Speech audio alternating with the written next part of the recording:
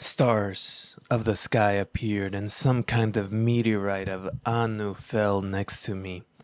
I tried to lift it, but it was too mighty for me. I tried to turn it over, but I could not budge it. The land of Uruk was standing around it. The whole land had assembled about it. The populace was thronging around it. The men clustered about it and kissed its feet as if it was a little baby.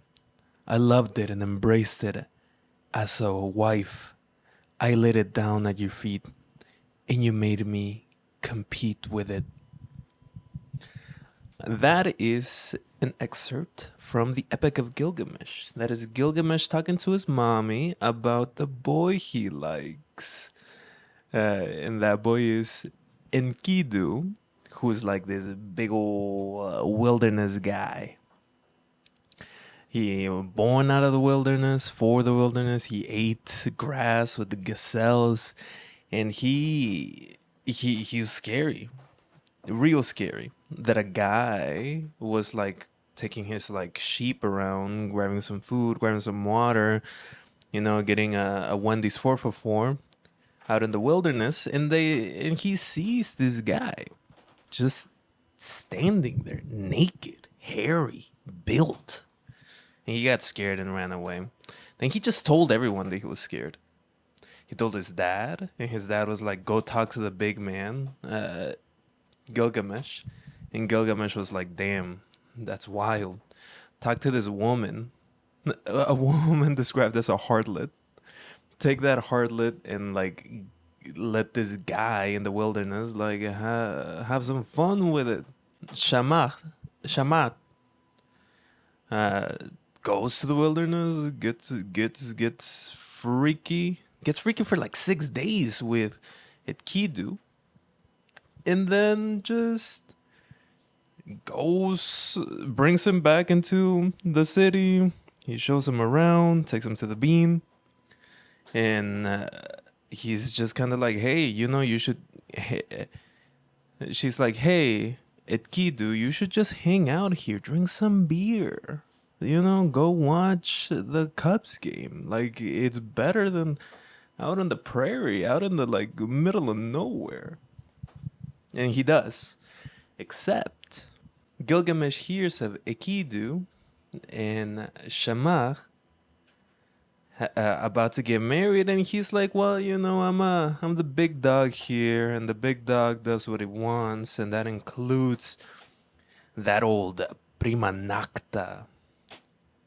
And so like he goes to do his weird patriarchal ritual of humiliation, and he gets confronted by Enkidu. And Enkidu is like, no, bro, that's my girl. And you can't take my girl. And so they start to fight. And they fight and fight and fight and fight. They're like, you know what are we doing? Why do we need a woman here? Let's kiss. And then and then Gilgamesh is like, oh damn, you were the meteor. Oh damn. I'm supposed to embrace you as a wife. And that's and then the story continues, some sadness, like this ancient story fridges its gaze. I mean, oof. That's a ding right there. And it goes on to like talk about the redemptive nature of MLM and the joy of that. And so why do I bring this up other than it's Pride, happy Pride? Because this right here, this is the story, the first story that I really like connected with the Assyrian culture. And who am I? I am AP, your Dove, and welcome to Dovewhether. It's one of the oldest stories in humanity. It comes out of the Assyrian people and what's Turkey, Syria, Iran, and Iraq. And I bring that up because we're talking about a play. A play that reminded me so much of this, and I really want to talk about it. A play called Iraq, but funny. It's an original play written by Atra Asdou, who is of Assyrian descent. She's from Chicago, and it's directed by Dalia Ashurina. Now, here at Dovewhether, we are no stranger to the stage and talking about the stage. Last year, we talked about Oh Mary, written by Cole Escola, and we saw that in Broadway. And that was a wonderful episode. It's linked below. This time around, I went to go see Iraq, but funny because I heard about it. I read a little about it, and I was just like, oh well, this. I've always enjoyed the Mid East. I have always had like a big heart for like the expression of an immigrant story. And so I did it. I went to go see it. I saw it last week of time of publishing. And that's what we're going to talk about today. This is my solo episode, like the blog episode, if you dare. So let me tell you about Iraq but funny. As I mentioned, it's written by Atra Asdou and directed by Dalia Ashurina. It follows the generational struggles, the injuries suffered by Assyrian people from the fall of the Ottoman Empire in the early 20th century and the British colonization that was, well, right there to take its place. At the heart of this play is the joy and expectations that mothers have for their daughters. As this is like a generational play, it follows generations, and you see these similarities in between the expectation of a mother to their daughter, and then that daughter growing up to become a mother herself, and then pushing those expectations onto her daughter again. Very common story. Very common story. In this is a play that really hits on how women are placed into a position where their value is derived from giving birth. Of course, not all women give birth. Not all women can give birth. But that tension of the materiality that, well, some mothers want to see some grandchildren. And the struggle of that is all throughout this. From the very beginning of the fall of the Ottoman Empire all the way up to where it concludes in what's effectively 2025. And that like continuous like struggle, that hit, that it blows. It blows. I seeing the kind of like the generational like struggle continue. It just ugh.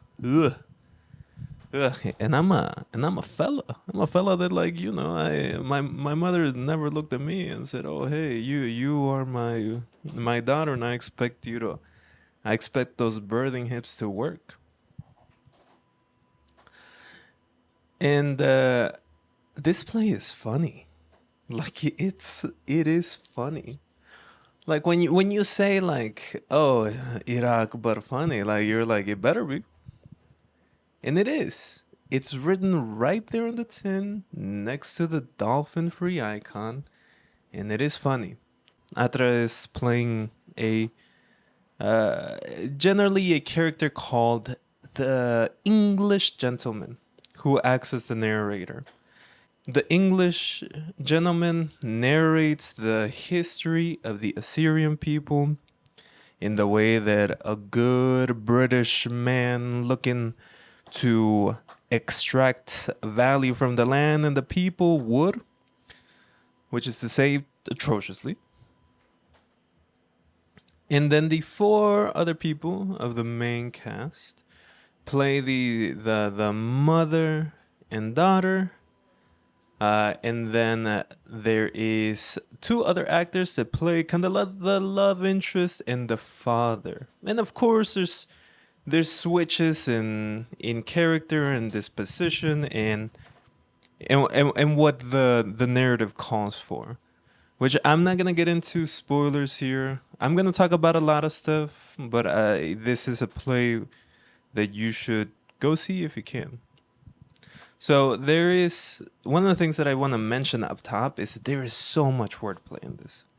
One of the things that this play does, in doing research on Atra, she loves wordplay. It reminds me a lot of 30 Rock in the saturation of jokes and bits, both spoken and visual. Because this play is very much a three-dimensional play. There is not the jokes come in not just through the words, not just through the acting, but there is a projection. There are a lot of props, and every single part of the stage, literally up, down, left, right, A, B, literally everything in this theater is used to make jokes and bits. There is one bit that I really love. It was maybe the thing that helped me understand that this is a true comedy for the moment, where Atra as a character becomes this real life queer icon that had the audience busting. Like we were the biggest laughs that night were during this one bit, and I won't spoil it, even though I really want to, but I won't spoil it. But it's really good, and the because there's some lines in there that I'm like, oh shit. Not only is this a show about Iraq and what has happened there, but it's also about like right now, about the contemporary life we live in. And there's so many references of the current moment that are draped through the struggle of the Assyrian people that we see in this 100-year span. I mean, go see it for the humor. Stay for the history lesson. And stay even longer for the heart that Atra and the actors are able to deliver. I'm gonna talk a little bit more about Atra, but I do want to like mention the actors here. So all these there are the four actors that are not Atra, and these actors play a variety of roles. Susan Jamshidi, she is great in it. She plays these serious characters that deliver the type of humor that me as a Mexican child of immigrants really hits so close to home. Where I'm like, oh, well, I felt like La Chancla. La Chancla plays a pivotal role in all this, and she does it well. She also plays like this continuous line of daughters, and she when she comes in as the older version, the new mother, when the daughter becomes the mother, she plays it well. The younger version, who is the daughter in this, is Gloria Imshei Patriei, and she's great. Very physical actor. She crisscrosses the entire stage. She has one section after the intermission where it's nothing but physical comedy, and she does it well. When she delivers some punchlines, they hit in this very familial way, in this way that I'm like, oh shit, well I've been there, I've seen that, because all of this play is very conversational, and one of the big actors that does that like level of conversational, very common normative way of speaking, being funny, being present, being witty, is James Rana, who is the kind of the older the character, who sometimes plays the father, sometimes plays the other figures that require like a gentlemanly look. Like at one point he's a priest. A priest, it's kind of, I don't even know if he's horny as much as he's kind of like yearning for some sort of attention, or maybe he's trying to be like hip. Like one of them is like one of his lines as this priest is, "You can call me daddy," and I'm like, okay, pops, okay, old man. And then, of course, he plays the father figure, and then the son figure throughout these generations is played by Sina Poresmeyeli, and he does the young, suave, and kind of dorky guy very well. He has multiple lines where he has to be, in 1 minute, the coward, and then in the next he has to be suave, and he does it well. He's generally the butt of the joke sometimes. There's not a single character that isn't the butt of the joke, but it is he does play almost this. He plays this put upon guy. And I also want to say right here, incredible hair. He's got incredible hair. And so those are the actors that I saw. All five of them. They did a incredible performance. So I do want to like zoom in a little bit here to Atra.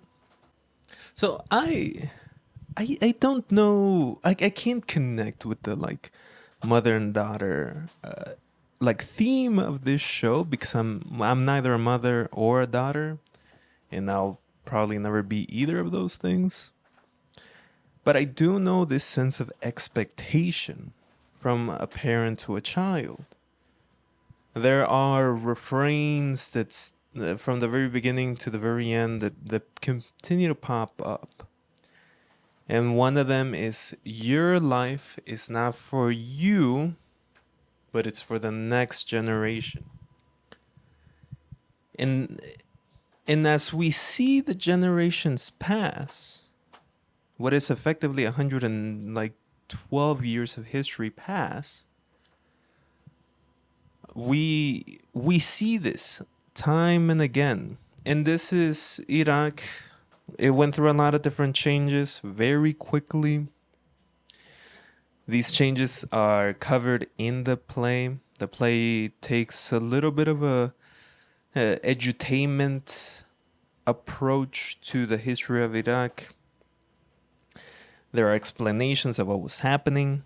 There was a literal school overhead projector with cellophane explanation of what British mandates are and what the British mandate of Mesopotamia is.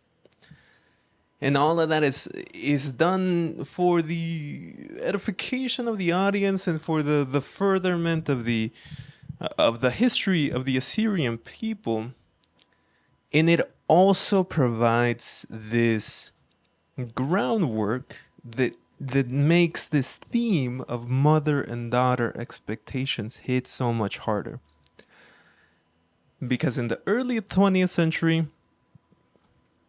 there was a lot of violence happening because of World War I and the Ottomans being, well,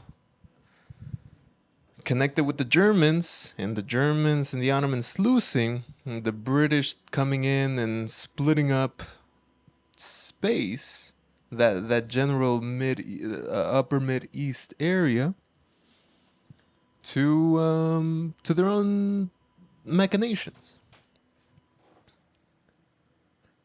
And so some of the first mother we see is only worried about like survival. like truly survival in a genocide. And she takes some turns, she takes some actions that might not be what you and I might do, but it's the one that like keeps her alive, keeps her family alive. In this play, most of the doings, most of the progression and the choices are made by the mother or the daughter. The father figure, or the romance figure, the son figure. Those are usually um, those are usually like exoplanets in around the sun and the constellation that makes this a story about mothers and daughters. So it was always the female presenting characters that are making the choices, and then from there it goes into it more. It's like the mother does the generation after the first generation that was about survival found some sort of clarity and wants to build a home, stick around, but does not want her daughter to go to school. And that's kind of where this theme of like the newer generation wanting a larger sense of liberation and autonomy over their over their own story comes in. And that continues throughout it. Because there, as the generations keep going up until like the mid 20th century, where there is more freedom, more available resources, there isn't the exploitation that was found in the beginning of the 20th century, and therefore there's like a larger sense of liberalism. Yeah, due to the USSR, and also spreading a sense of bipolar or multipolarness in the world, and we get some scenes in that sense that like in the mid-century there's some like some good shit. Women are going to school. The cinema exists. There's food, there's those there's those pictures of that go around that is like, oh, Iraq before the revolution, and it's just women in bikinis at the beach, which is like such a weird thing to be like, oh, we got to go back. We got to go back to the time where women are just the object of affection, like an image for us to lust over. Weird. And it goes on and on and on and on. Because one of the things here, and because of this play is set up in this generational format, you can see the cascading effects of colonialism throughout the Assyrian people in this.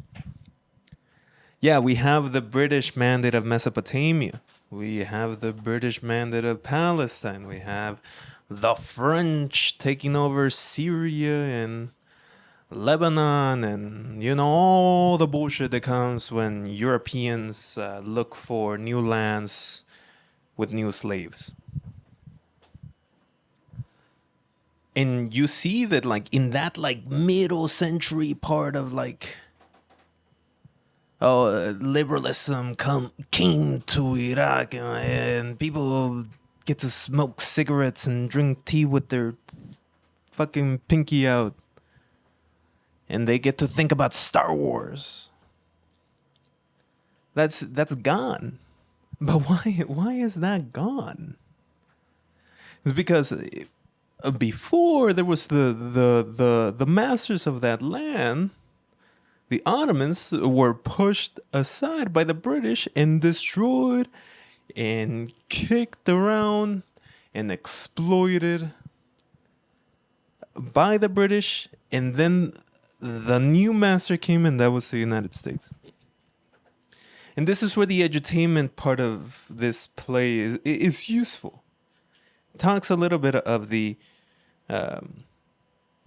of the United States coming into meddle into the region for the sake of resource extraction, and having those pesky Reds up in Moscow, trying to run them off through color revolutions and through having people enact violence to the socialist forces that were bringing about change there.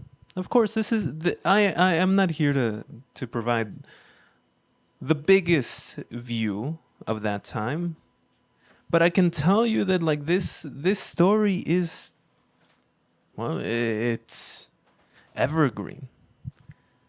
You know, the British go in, they get rocked. Then the Americans go in, and then they get rocked too. And you see that like in that own generation, that own mother-daughter, I guess I should say father-son relationship in between empires leads to displacement. Because what happens effectively after that, after the Baath party takes over and leads to a lot of, well, more bullshit, the central figures decide that they kind of need to get the fuck out. They need to go. They survived the genocide of the British. They survived the displacement of the British. They survived the American meddling, and eventually, in a more connected world, in the second half of the 20th century, there is still the same atrocious behavior by empires that leads to them to be displaced one more time. And what do these Assyrians decide to do? They leave. They leave the place where they were born to, that they love, that they have history. The Assyrian people have like an incredibly long history. Like over 4,000 years of history in that area. If you don't know anything about the Assyrians, I mean, that's cool. I don't know much about the Assyrians myself. And this play takes that understanding and that approach to it provide a glimpse of these folks that have this long history and have been put upon by empire after empire and displaced by empire after empire, and kind of, well, slams the Islamophobia that is thrown about in this country and says, hey, whoa, whoa, whoa, whoa, whoa, whoa, whoa. We're people too. And the Assyrians, yeah, they're from modern day Iran and Iraq, Syria, Turkey. They're also like known for a handful of things. They're some of the oldest like Christians in the world. Some of the first churches popped up around that area. And of course, you might hear me mention Islamophobia and now mention Christianity, but this is for an American audience and for the American point of view. And it honestly doesn't matter that there might be like a long history of Assyrians taking on different religious practices from Islam, Christianity, Judaism, Zoroastrianism, and the other tribal beliefs that are common throughout every indigenous culture in this world. For an American audience, you hear about the Middle East, and you're pretty much like, yeah. You hear, maybe I should say, you hear about the Middle East, you see a brown face, and you're like, yeah, that's a Muslim right there. We gotta think about them Muslims over there. We gotta put a boot in your ass the American way, which is not the Dovewhether way. And that's what this play is about. Like, it gives you just this idea of like the Assyrians are a little bit more than the common hatred passed along in media and culture in the United States for the sake of the further extraction of resources in the Middle East. That's why there's even moments, there's jokes. Like you might sit there and think, oh, yeah, oh, we're talking about genocide, we're talking about murder, we're talking about displacement, colonization. Oh, why make jokes about it? Well, the thing is, like,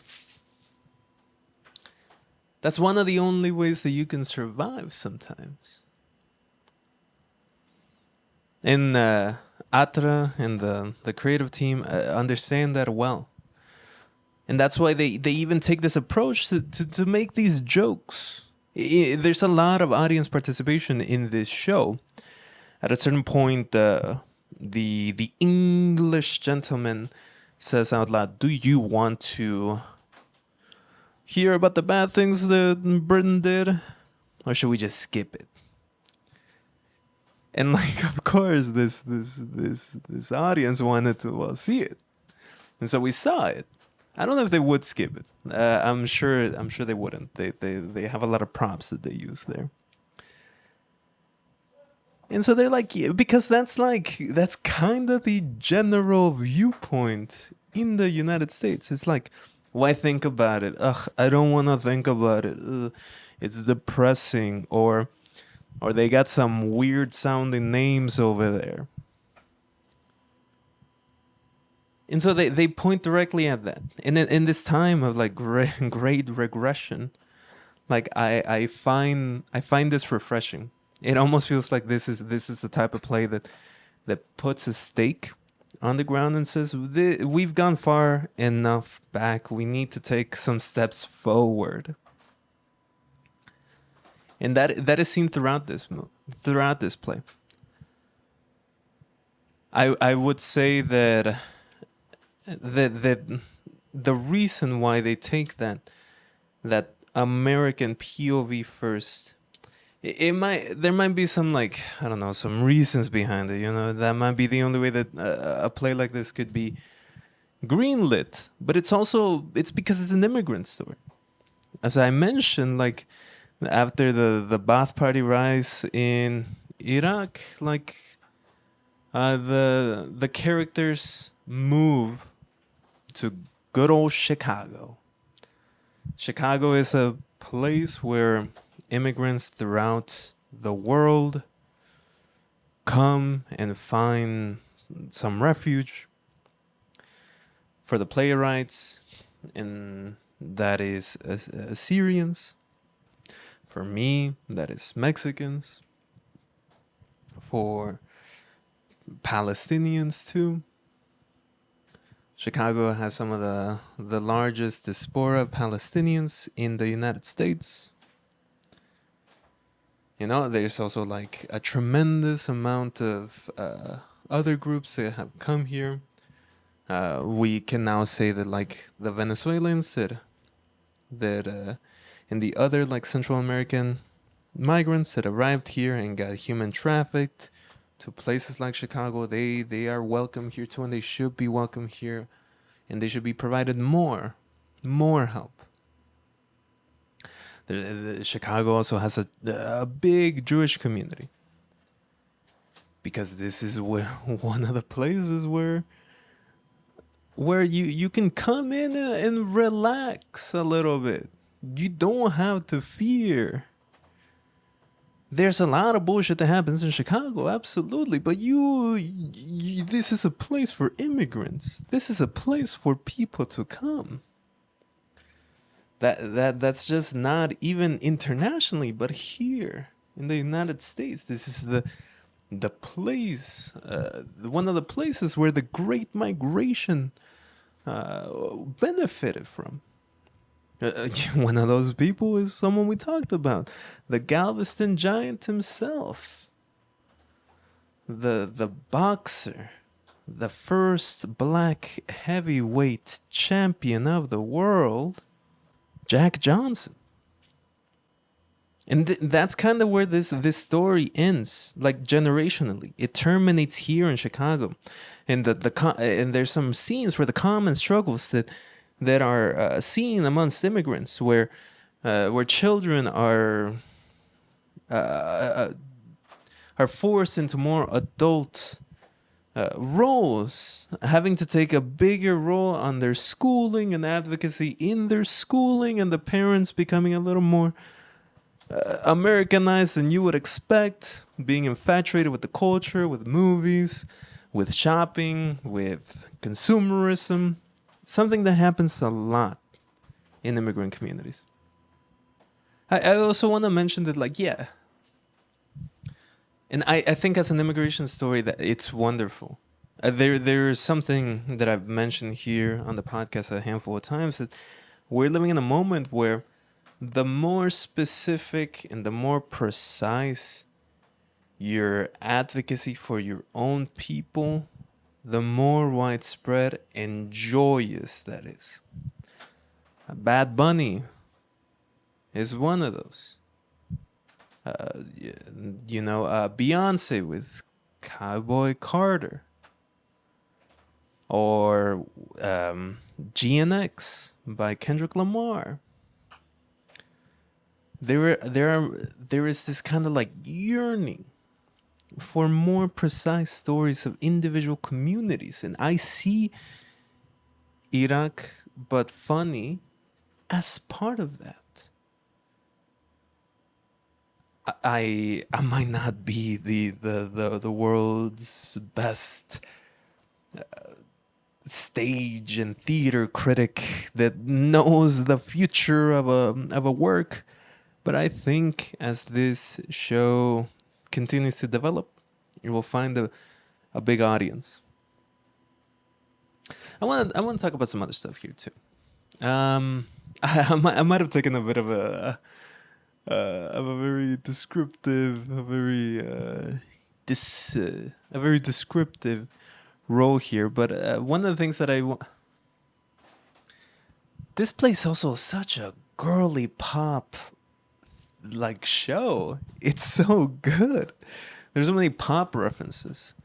A lot of this is just pop references layered on top of each other to give a new meaning to both those things in the context of what it means to advocate for your own people. Atra Asdou is an actor. She's a comedian. She's from Chicago. She's got hella credits. She's worked in theater, TV, movies. One of them being a big Dovewhether favorite, Succession. She's such a strong comedic mind. The play is dotted with pop culture, wordplay, political points, feminist POVs, humor out of specificity, and the item I admire the most in this play is the layer of imagery. Through her wordplay, she starts with this general sense of absurdity, kind of like a low simmer of absurdity. This is seeing some of her other work. This is very present in everything she does. I saw this video where after the 2016 election, she did this routine as a fly on the wall at Hillary Clinton's hotel room, where she was about to give she was writing her concession speech. She starts with the common turn of phrase, to be a fly on the wall. Then she spends 9 minutes pumping electoral nerd references like Steve Kornacki, which I'm like, it ain't an election year. Don't bring that man's name into me right now. There's raunchy jokes and phrases, a lot of mentions of tequila and being drunk, and this sort of kind of like wishful thinking of daggers that Clinton might have thrown or like put into the back of like her, or I guess the Republican Party. And she always brings it back to kind of this premise of it being from the POV of a fly.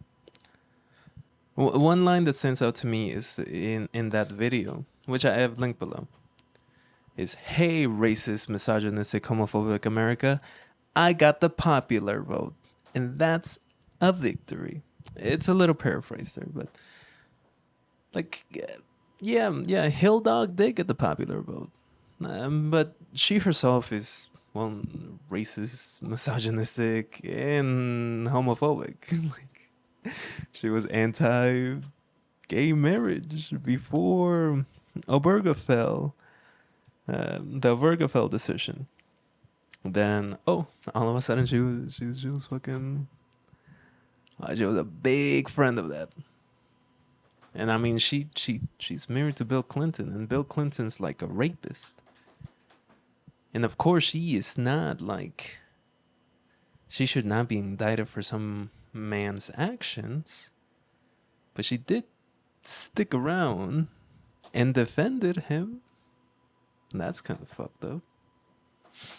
And there's also, well, the mention that, everything she did in Algeria and everything she advocated for for Israel. Like, yeah, no, yeah, like I don't really want to like pin Atra's like political views here. I could just ask her. I mean, we live in the same city. But it's this level of like specificity and political interest that she brings into her work. This video is almost 10 years old. And in this play, like that type of like comedy that is there still, it's there. And it's nice to see that, like, since day one, she's been kind of this person. And yeah, this routine, she makes this girl boss epic suit pants, the mannequin challenge, BuzzFeed listicle ass 2016 takedown of a worker by Clinton. See it to what I mean, that like, but she does it. She takes this like real life absurdity and then swings it back into the premise and says, I keep seeing it over and over again, thousands of times, mostly because I have compound eyes and that's how my vision works. Silly. I mean, she's talking about the fly. She's being silly there, but very smart, and I love it. Another real indication of Atra's skill is taking this common experience, dousing them in popular culture, doing the strong wordplay, and just being this. It's just clever from start to finish. And I want to talk about the finish, the ending here a little bit. No specifics are going to be given. Go enjoy this. Fly to Chicago and enjoy it if you have to. But the only thing that I really want to mention here is after the intermission, near the end, but not exactly the end. The English gentleman comes out draped from head to toe in the stars and bars, just the American flag, in this very jingoistic, very this is the new daddy in town look, with this big old panza she's got popping out, and in it she starts this kind of like orgiastic expression of post 9/11 nationalism in the United States to the tune of Toxic by Britney Spears. And while this is all happening, the narrative continues with the generational stuff. But behind it, there's this projection of the bullshit that the United States has done time and again throughout the post 9/11 Islamophobia. Everything from the mission accomplished imagery to the shoe being thrown to Obama droning people, Biden starving people, Donald Trump signing the Abraham Accords, or like all of this shit. There's there's just a lot of this imagery that is very well known if you've been keeping an eye in the post 9/11 Islamophobia. And the one that like got to me, one that I was not expecting to see, and one where I realized that this really is in that theme of you are from a culture, you celebrate that culture, and you spit that out for the betterment of all of us. Even the bad. For the sake of not just yourself, your edification, but like for that of everyone else that might fit into their own specific community. For example, me, a Mexican. One that is that kind of hit hard.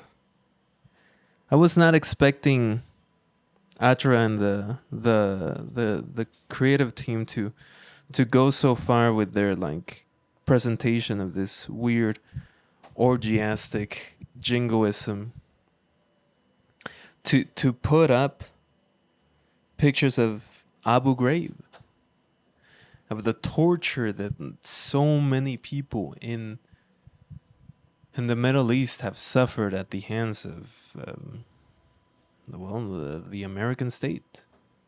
They were blurred, they were censored, but I know those images. I've seen those images. I remember when they were first touted about as the representation of why this war is bad. And that got to me. It really showed that this play, yeah, it might be funny, it might be humorous, but it does not shy away at all from having balls and saying fuck these people, the people that have continuously put a boot in the throat of millions of innocent people, including, and by that point, including this is in the shadow of what's happening right now, the Palestinian genocide.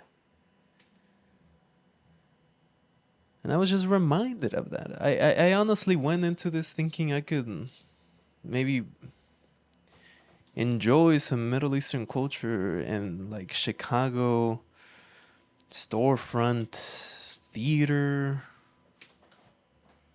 because this is the one of the only places in the United States where you can literally just do that, and not put my eyes away from what's happening in Palestine, but to celebrate these cultures in a way that give me a sense of joy inside, that lets me understand that there is more, and there will be more love and expression and joy to have. And so when I saw those pictures of the torture in Abu Ghraib, like I got flushed with emotions. I think if I was by myself, I think I would have cried a little bit. And this video, this presentation ended with some very recent happenings. It included the second Trump presidency, videos of the second Trump presidency, and it included Elon Musk's sig heiling. And I was just reminded, no, this bullshit is not only is it happening right now, but it's been happening. Ooh. I also think that day hit hard because that exact same day there was the announcement that there will be a new travel ban that will cover like a dozen countries that, of course, are predominantly like black and brown and have like nominally a large population of Muslim people. Or it just so happens to be that way, you know? And today, that ban should go into effect. I'm recording before, so I don't know, but it blows. It blows. I want to mention something here too, and I think I have to mention this because it just shows that like this strain of people pushing for their individual communities, why it's so needed. It's because a contradiction rose the moment I started to look more into went to this theater, the Lookingglass. I've never been. This is the first time I've been known about it because it's in a very nice place. It's in the Chicago Water Tower area in the Magnificent Mile. A very popular space. Or it used to be more popular before 2020. It's looking more like a ghost town. I've been there to manifestations to show solidarity with the Palestinian people. So I've been there a lot.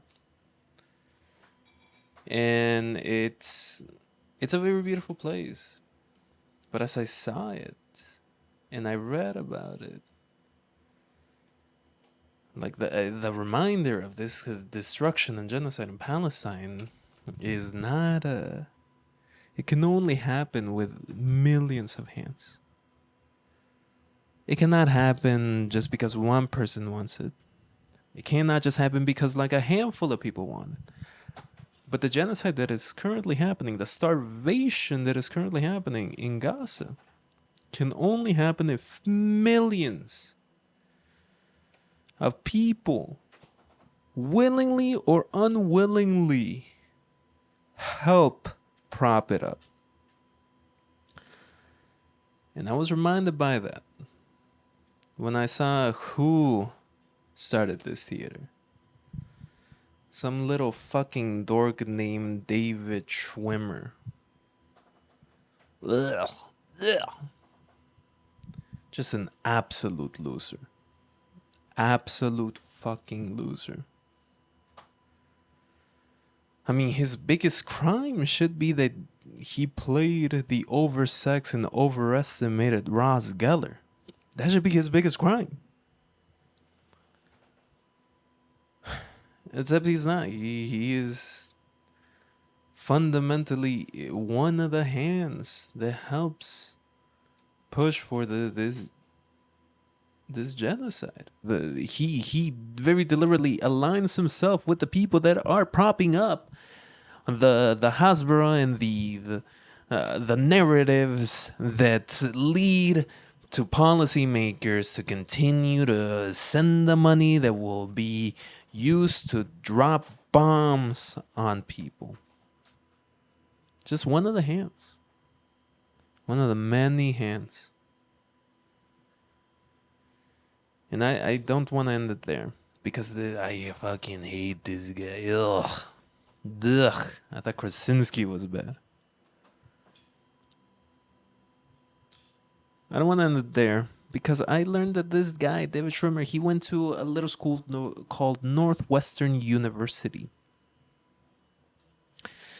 And Northwestern University is one of the places that had an encampment and has this group of students that are fighting against their school's complicity, and the profit that they gained from the mass murder of Palestinians. And I find that beautiful. I find it so cool that there are these young minds, talented, powerful young minds that are taking up the battle against these freaks, these weirdos. And although Northwestern University didn't divest, those young folks, those young brilliant minds are going to continue to move forward. And I am reminded that, that we are only seeing the benefit of a changing world that understands that the continuous murder of the Palestinians cannot happen. If you are listening to this, you probably are one of them.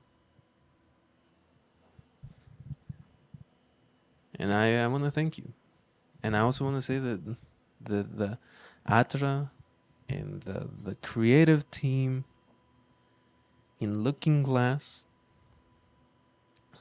they did an incredible job presenting a real story, a story that provides that sense of joy that I was hoping to get. And that joy can only be made, is only made sweeter with the understanding that this work, with the teeth it bears, is representative of the larger change that is to come. The better world that is to come. You know, it might be pride, but all our struggles are connected. Gilgamesh and his boy, his fuck toy over there in the Middle East, he did it right. You know, he busted thick loads into a big hairy man. and he lived free because of it.